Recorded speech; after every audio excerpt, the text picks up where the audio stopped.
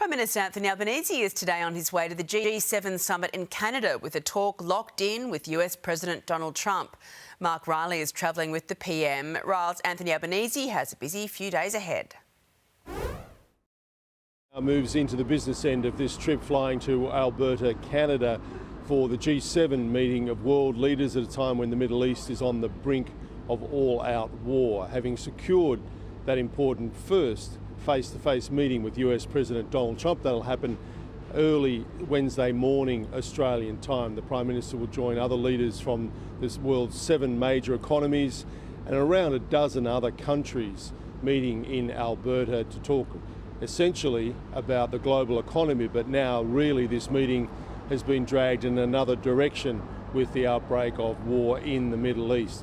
Mr Albanese will talk to Donald Trump about 2 main issues, AUKUS and the tariffs. So on AUKUS, he will tell Donald Trump that Australia will decide its own defence policy and how much it spends on defence, although he is likely to increase defence spending over coming years because of what's happening in the international community at the moment.